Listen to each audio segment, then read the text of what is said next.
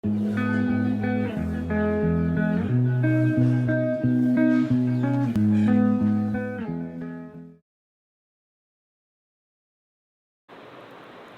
बच्चों, मैं बीएड विभाग से Shweta Mishra Saket girls PG college द्वारा संचालित इस ई कक्षा में आपका हार्दिक स्वागत करती हूँ। आज का हमारा टॉपिक है निर्देशन कार्यक्रम और निर्देशन कार्यक्रम के अंतर्गत हम आज बात करेंगे सूचना सेवा एवं स्थापन सेवा की। टॉपिक को शुरू करने से पहले मेरी आप सबसे रिक्वेस्ट है कि यदि आप सबने अभी तक हमारे चैनल को सब्सक्राइब नहीं किया है तो सब्सक्राइब करें, लाइक करें और शेयर करें ताकि समय समय पर हमारे लेक्चर्स की नोटिफिकेशंस आपको मिलती रहे। चलिए स्टार्ट करते हैं आज का लेक्चर। हमारा विषय है निर्देशन कार्यक्रम। अभी तक हमने पढ़ा कि निर्देशन कहते किसे हैं, निर्देशन के क्षेत्र क्या हैं। अब इस निर्देशन को एक कार्यक्रम के तहत प्रस्तुत किया जाता है। ये कार्यक्रम क्या है? किसी निर्देशन किसी व्यक्ति को उसके सर्वाधिक संभव प्रयास के लिए रास्ता दिखाता है कि वो अधिक से अधिक कितनी सफलता प्राप्त कर सकता है अपने द्वारा। निर्देशन उसे जीवन के लक्ष्य को प्राप्त करने में, आगे बढ़ने में सहायता करने वाला एक ऐसा मजबूत सहयोगात्मक प्रयास है जिसके द्वारा छात्र अपने जीवन में प्रगति कर सकता है, अपने लक्ष्य को प्राप्त कर सकता है। लेकिन जब हम कोई लक्ष्य निर्धारित करते हैं तो उस लक्ष्य की प्राप्ति हमें कैसे होगी? किसी भी कार्य को यदि समायोजित ढंग से क्रियान्वित न किया जाए तो उसकी सफलता पर संदेह किया जाता है। ठीक उसी प्रकार से निर्देशन प्रदान करना एक कला है। निर्देशन किसी भी व्यक्ति द्वारा दिया जाता है, परंतु निर्देशन कारगर कैसे साबित होगा? जब उसके लिए एक विस्तृत रूपरेखा तैयार की जाएगी या ऐसे कार्यक्रम नियोजित किए जाएंगे जिसको ध्यान में रखते हुए निर्देशन प्रदान किया जाएगा, तो वह निर्देशन की सार्थकता कहलाता है। कहने का तात्पर्य यह है कि निर्देशन प्रक्रिया द्वारा व्यक्ति को दिया जाने वाला सहयोग विविध प्रकार की सेवाओं के पुंज या निर्देशन कार्यक्रम द्वारा प्रदान किया जाता है। मतलब हमने किसी को कोई निर्देशन दिया तो सिर्फ निर्देशन एक वर्ड में नहीं खत्म हो जाएगा, उसके लिए हमें एक विस्तृत कार्यक्रम पर कार्य करना पड़ेगा, तब हमारे निर्देशन की सार्थकता होती है। क्योंकि उसी कार्यक्रम को हम फॉलो करके, उसी कार्यक्रम को क्रियान्वित करके ही हम अपने लक्ष्य को प्राप्त कर सकते हैं, अपने उद्देश्य की प्राप्ति कर सकते हैं। इसी को ध्यान में रखते हुए आज हम आपको बताते हैं कि निर्देशन कार्यक्रम में कौन कौन सी सेवाएं सम्मिलित की जाती हैं। मतलब किन किन प्रकार की सेवाओं को हम निर्देशन के अंतर्गत रखते हैं, निर्देशन कार्यक्रम के अंतर्गत रखते हैं। देखिए, निर्देशन कार्यक्रम के अंतर्गत ये निम्नलिखित सेवाएं आती हैं। पहला है सूचना सेवा। सूचना सेवा का अर्थ होता है किसी भी प्रकार की सूचना प्रदान करना। मतलब हमारे आसपास क्या हो रहा है इसकी जानकारी हमें किसी न किसी सूचना के माध्यम से मिलती है, तो जो माध्यम हमें सूचना प्रदान करता है उस कार्य को कहा जाता है सूचना सेवा। दूसरा है परामर्श सेवा। जब हम किसी को किसी कार्य करने के लिए कोई रास्ता नहीं दिख रहा हो, मतलब कोई समस्या उसके सामने हो कार्य को लेके, तो उससे संबंधित जो परामर्श देते हैं, जिस प्रकार की सेवा प्रदान करते हैं, उसी को परामर्श सेवा कहते हैं। फिर आ जाइए स्थापन सेवा। स्थापन सेवा परामर्श से थोड़ा सा भिन्न है। व्यक्ति को, छात्रों को अपने शिक्षण क्षेत्र में कैसे आगे बढ़ना है, किस तरह आगे बढ़ना है, किस फील्ड में जाना है, इसके स्टार्टिंग में, मतलब कि शिक्षण संस्थाओं में प्रवेश के समय ही इस प्रकार की सेवा प्रदान की जाती है। पूर्वाभिमुखी सेवा, सुधारात्मक सेवा, अनुवर्तन सेवा, ऐसी सेवाओं को अभी हम धीरे धीरे क्रमबद्ध रूप से आराम से बताएंगे, आपको समझाते चलेंगे, क्योंकि इनको एक एक लाइन में समझना मुश्किल है। अगर हम इसको थोड़ा सा इस पर विस्तार से बात कर लेंगे तो सारे टॉपिक्स आपको क्लियर हो जाएंगे। तो पहले आज हम बात करेंगे, आज का हमारा जो मुख्य टॉपिक है वो है सूचना सेवा। सूचना सेवा के बारे में बात करें। सूचना सेवा कहते किसे हैं? तो सूचना सेवा, जैसा कि बात से पता चल रहा है कि सूचना प्रदान करना, किसी भी तरह की सूचना को छात्रों तक पहुंचाना। वो सूचना कैसी हो सकती है? वह सूचना शैक्षिक हो सकती है, व्यावसायिक भी हो सकती है, मतलब शिक्षा से जुड़ी हुई हो सकती है, उसके भावी जीवन को तैयार करने के लिए उसके व्यवसाय से जुड़ी हो सकती है। तो इन क्षेत्रों में प्रदान की जाने वाली सूचना को हम शैक्षिक एवं व्यावसायिक सूचना कहते हैं। सूचना वह माध्यम है जिसके द्वारा हम समाज में हो रही घटना को, अपने आसपास के हो रही घटना को हम जानते हैं, समझते हैं, उससे हमें हमारा ज्ञान बढ़ता है, उसके अनुकूल हमारे व्यवहार में परिवर्तन भी आता है, हमारे कार्यक्रम में परिवर्तन भी आता है। हमें सूचना के आधार पर ही हम अपना कार्यक्रम निर्धारित करते हैं कि अब ऐसा अगर होने वाला है तो हमें अपने कार्यक्रम को इस ढंग से फॉलो करना पड़ेगा, इस ढंग से क्रियान्वित करना पड़ेगा जिससे हमारा कार्यक्रम सफल बन सके। तो इसलिए सूचना सेवा बहुत ही महत्वपूर्ण सेवा होती है निर्देशन के क्षेत्र में, निर्देशन के कार्यक्रम में, क्योंकि इसके आधार पर ही हम भावी जीवन की कल्पना करते हैं या उसकी पृष्ठभूमि तैयार करते हैं। सूचना के आधार पर ही हम अपनी उद्देश्यों को निर्धारित करते हैं, उद्देश्यों की प्राप्ति के लिए कौन कौन से मार्ग अपनाए जा सकते हैं उनके बारे में विचार करते हैं। सूचना के द्वारा ही हमें वर्तमान की परिस्थिति और आगे आने वाली भविष्य की परिस्थिति का हम आकलन कर सकते हैं। तो इस प्रकार हम कह सकते हैं कि सूचना सेवा निर्देशन कार्यक्रम के अंतर्गत एक मुख्य सेवा का कार्य करती है। ये सूचना होती कैसी है, मतलब कैसी होनी चाहिए? तो सूचना पहली चीज़ तो स्पष्ट होनी चाहिए। मतलब सूचना सेवा की अगर विशेषता की बात की जाए तो किस प्रकार की सूचनाएं प्रमुख होती हैं, इसकी क्या विशेषता होगी? मतलब कोई भी सूचना में कोई जानकारी में मिल जाए वो सूचना हो जाएगी? नहीं, ऐसा नहीं है। शिक्षा या व्यवसाय के क्षेत्र में जो भी आपको निर्देशन प्रदान किया जाता है, जो भी सेवा आपको प्रदान की जाती है, उसे शैक्षिक सूचना या व्यावसायिक सूचना कहते हैं। अब यह व्यवस्था आपको दी जाएगी, लेकिन ये सूचना कैसी होनी चाहिए? कोई भी सूचना आपके काम की नहीं हो सकती, सब सूचनाएं आपके कार्य की नहीं हो सकती कि आपको जो सूचना मिल जाए वो आपके लिए उपयोगी साबित हो जाएगी, ऐसा संभव नहीं है। तो आपके पास जो भी सूचना पहुँचे वो आपके उद्देश्य को ध्यान में रखते हुए पहुँचे। हमें शिक्षा को लेकर समस्या आ रही है, शैक्षिक रूप से हमारे सामने कुछ समस्याएं हैं, तो हमें शैक्षिक सूचनाओं का संकलन करना पड़ेगा या वह हमारे लिए उपयोगी साबित होंगी। दूसरी बात कि सूचना स्पष्ट होनी चाहिए, सूचना सारगर्भित होनी चाहिए, प्रकरण से संबंधित होनी चाहिए, सरल होनी चाहिए, समस्या के समाधान के लिए एक उचित विकल्प के रूप में आनी चाहिए। मतलब कि सूचनाएं ऐसी वैसी सूचना हमें ना मिले जिससे हमारा मार्ग और भी भटकने की तरफ बढ़ जाए, कि हम सोचें कि अपनी मंजिल तक पहुंचना है, मंजिल तक पहुंचने की बात कौन करे, ऐसी सी बातें हमारे सामने आ जाती थी, हमारा मतलब विकल्प हमारे सामने और खुल जाएंगे, हमारे सामने भटकाव की स्थिति आ जाएगी। इन सब चीज़ों से बचने के लिए हमें सूचना का स्पष्ट, सारगर्भित, सरल एवं उचित होना आवश्यक माना जाता है। सूचना का अर्थ तो बात क्लियर हो गई कि सूचना का अर्थ ही होता है किसी भी प्रकार की सूचना सूचित करना जो हमें हमारी समस्या के हल के लिए हमारे लिए समाधान प्रस्तुत कर सके, परिस्थिति का ज्ञान करा सके, हमें उसके अनुकूल समायोजित करने के योग्य बना सके। ये तो हुई सूचना सेवा का अर्थ की बात।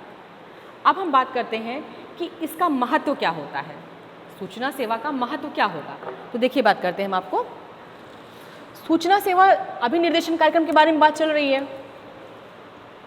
निर्देशन कार्यक्रम के बाद हम बात करेंगे कि सूचना सेवा का प्रयोजन। देखिए पहले प्रयोजन की बात करते हैं कि सूचना सेवा का प्रयोजन क्या है। प्रयोजन मतलब इसका पर्पस क्या है, क्यों इसको हम इतना महत्वपूर्ण मानते हैं, क्यों निर्देशन कार्यक्रम के अंतर्गत इसको सम्मिलित किया गया है, तो इसके कौन कौन से प्रयोजन है, क्या क्या उद्देश्य इसके होते हैं। इससे आपको सूचना सेवा और भी क्लियर हो जाएगी।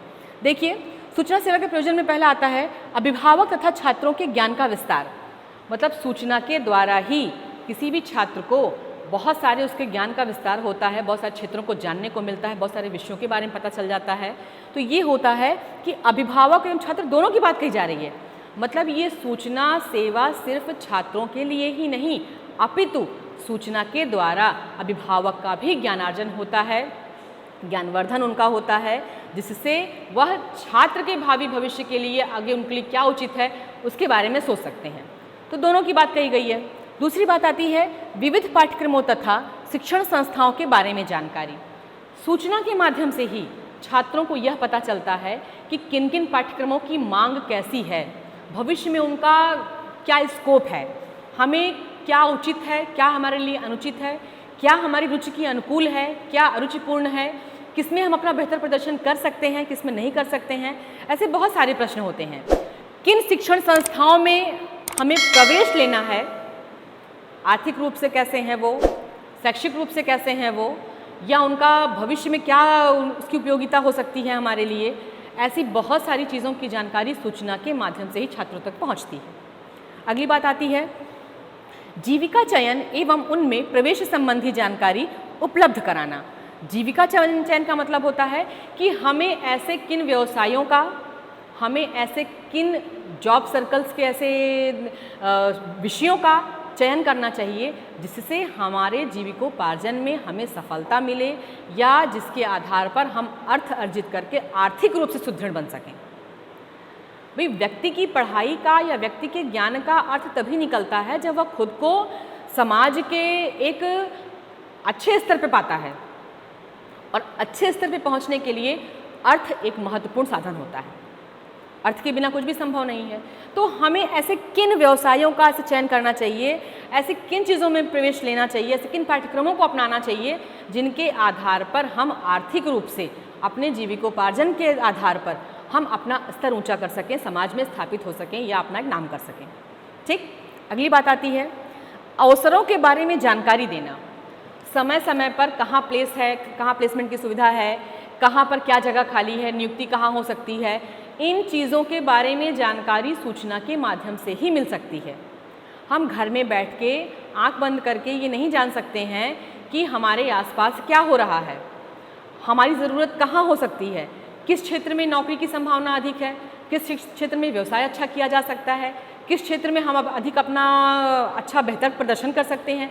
इन सभी चीज़ों के लिए जानकारी हमें सूचना सेवा के माध्यम से प्राप्त होती है या सूचना के आधार पर प्राप्त होती है। अगला है शिक्षण संस्थाओं से संबंधित जानकारी। जैसा कि मैंने बताया कि पढ़ाई या किसी भी पाठ्यक्रम को शुरू करने से पहले हमें क्या पढ़ना है, क्या बनना है, ये चीज़ें निर्धारित कर लेते हैं तो इस चीज़ की सफलता इस बात पर निर्भर करती है कि हमने अपने अध्ययन का जो क्षेत्र चुना है वो कैसा है, विद्यालय जो संस्थान है वो कैसा है। क्योंकि जो ज्ञान हम अर्जित करना चाहते हैं वो अच्छे शिक्षण संस्थानों में ही संभव है, जिस भी प्रकार का चाहते हैं। और कौन से शिक्षण संस्थान बहुत अच्छे हैं, कौन से जिनकी क्वालिटीज़ अच्छी नहीं है, किस चीज़ में गुणवत्ता किसकी बहुत अच्छी है, किस में हम कम पैसे में अधिक से अधिक लाभ प्राप्त कर सकते हैं, अधिक से अधिक ज्ञान प्राप्त कर सकते हैं, कहाँ क्या सुविधाएं हैं किस संस्थानों में। इन सारी चीज़ों से जुड़ी हुई कोई भी जानकारी हमें सूचना के माध्यम से प्राप्त होती है और यही जानकारी देने का कार्य सूचना सेवा का कहलाता है। अगली बात आती है कि व्यावसायिक साहित्य में रुचि पैदा करना। सूचना हमें जिस जिस तरीके से प्राप्त होती है उसका तरीका चाहे जो भी हो, हमें अखबार के माध्यम से, पत्रिकाओं के माध्यम से, या हम कह लें कि कोई व्यावसायिक साहित्य है, किसी के माध्यम से प्राप्त होती है। लेकिन जब हमें सूचना के आधार पर हमारे ज्ञान का वर्धन होता है तो हमारे अंदर इस चीज़ की इच्छा जागृत होती है कि हमें और भी बहुत कुछ जानना है, और वो जानकारी या उस हमारी मतलब शांति के लिए हमें जो कहेंगे कि व्यावसायिक साहित्य है उसका अध्ययन आवश्यक हो जाएगा, तो उसमें हमारी रुचि पैदा हो जाएगी। तो उस रुचि को पैदा करने के लिए, उस रुचि को बनाए रखने के लिए यह आवश्यक है। तो ये तो हो गई सूचना सेवा के प्रयोजन की बात। अब बात करते हैं हम कि सूचना सेवा के बाद बात आती है कि एक सेकेंड, हाँ, हमें बात करनी है सूचना सेवा के बाद बात आती है शैक्षिक एवं व्यावसायिक सूचना का महत्व। सूचना के क्षेत्र कई सारे हैं, मतलब सूचना कोई ज़रूरी नहीं कि सिर्फ एक क्षेत्र में प्रदान की जाए, इसके बहुत सारे क्षेत्र हैं जिनमें सूचना के द्वारा ही हमारे ज्ञान का वर्धन होता है। उनमें से एक प्रमुख है शैक्षिक सूचना। जैसा कि बात से स्पष्ट हो रहा है कि शैक्षिक सूचना का अर्थ होता है कि शिक्षा से जुड़ी हुई जो भी सूचनाएं हमें मिलती हैं, हमें प्राप्त होती हैं, वो सूचना को हम शैक्षिक सूचना के अंतर्गत रखते हैं। ये तो हो गई शैक्षिक सूचना की बात।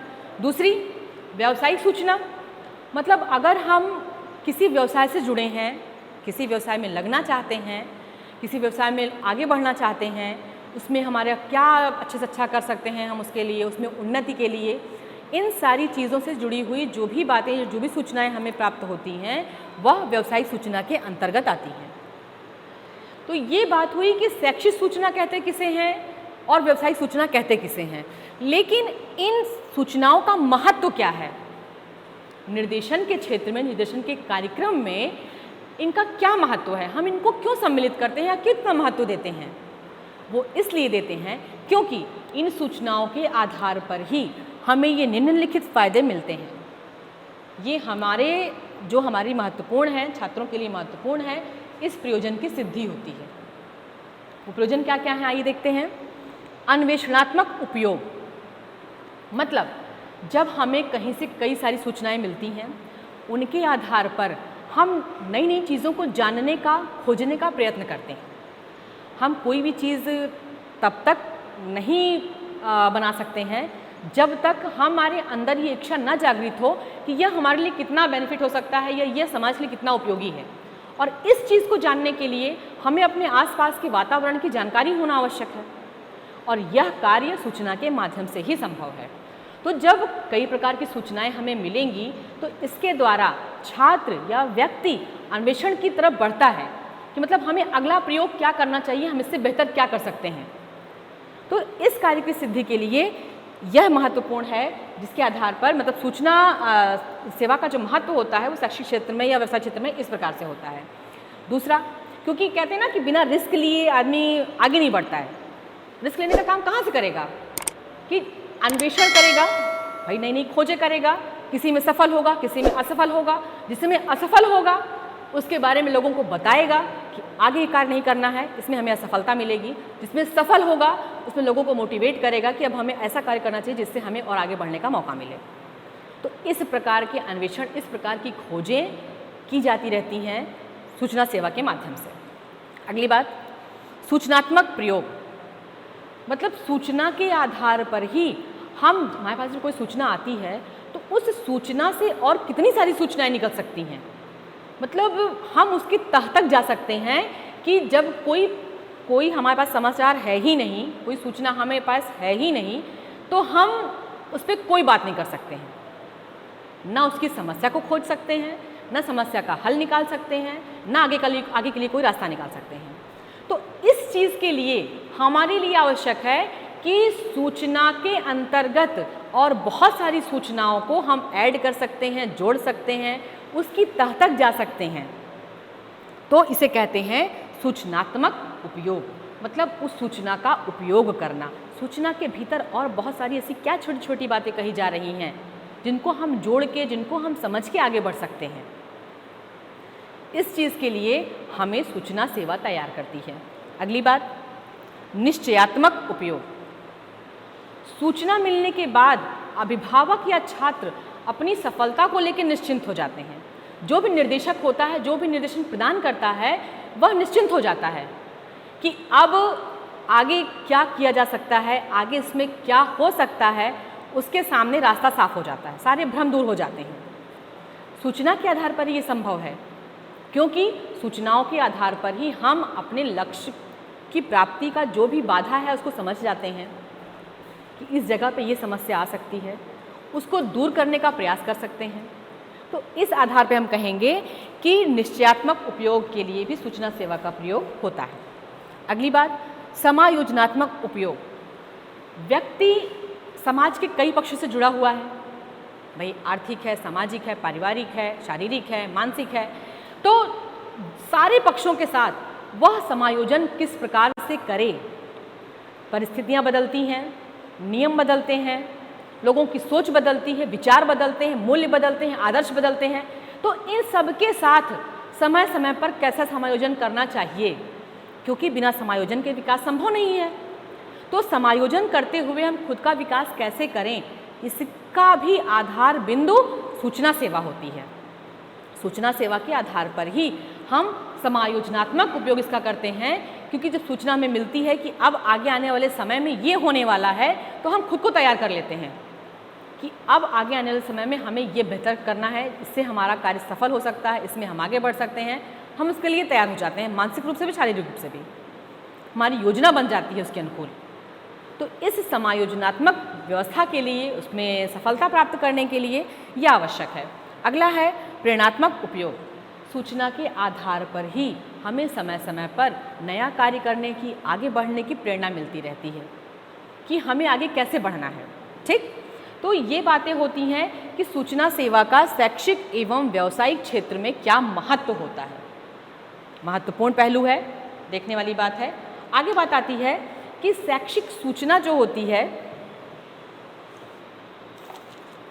वह शिक्षा के क्षेत्र में दी जाती है, व्यावसायिक सूचना व्यावसायिक क्षेत्र में दी जाती है। तो शिक्षा के क्षेत्र में जो जुड़ी हुई समस्याएं हैं उनके हल के लिए शैक्षिक सूचना की बात हो गई, शैक्षिक सेवा की बात आ गई। अब बात आती है कि स्थापन सेवा। अब ये स्थापन सेवा क्या है, चलिए हम आपको बताते हैं। स्थापन सेवा उन सभी क्रियाओं की ओर संकेत करती है जो छात्रों के किसी जीविका में या शैक्षिक प्रशिक्षण में प्रवेश के समय सहायता के रूप में प्रदान की जाती है। मतलब कहने का तात्पर्य यह है कि जब हम किसी को, कोई आगे बढ़ने का प्रयास कर रहा है, कोई नया व्यवसाय शुरू करना चाहता है, किसी नए शिक्षण संस्थान में प्रवेश करना चाहता है, तो उस समय, उस स्थिति में, मतलब शुरुआती दौर में ही जिस प्रकार का उसे सहायता प्रदान की जाती है उसी को स्थापन सेवा कहते हैं।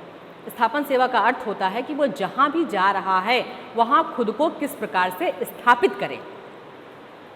यह परामर्श सेवा से थोड़ा सा भिन्न है। दोनों एक दूसरे के पहलू हैं, एक दूसरे से घनिष्ठ संबंध है इनका, इनको अलग नहीं किया जा सकता है, परंतु थोड़ी सी विविधता के कारण इनमें अलगाव हो जाता है।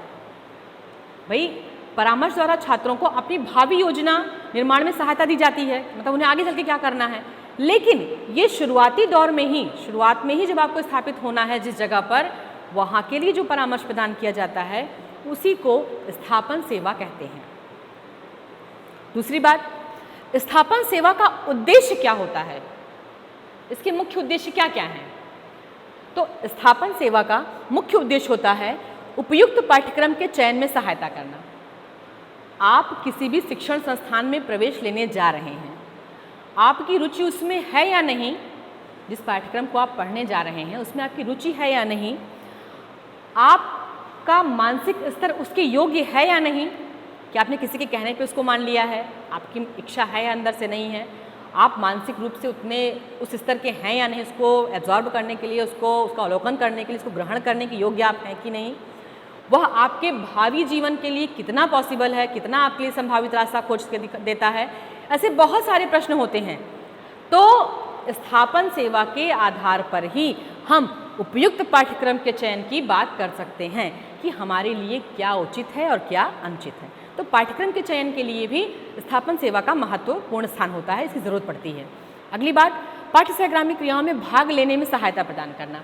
सिर्फ पाठ्यक्रम ही नहीं, सिर्फ पढ़ाई ही नहीं, उसके अतिरिक्त पाठ्य सहगामी क्रियाओं में भी आप किस रूप से भाग ले रहे हैं, किस स्तर पे भाग ले रहे हैं, यह आपके लिए कितना आवश्यक है, कितना महत्वपूर्ण है, इन सारी बातों को जानने के लिए हम स्थापन सेवा की मदद लेते हैं। इसका मुख्य उद्देश्य यही होता है।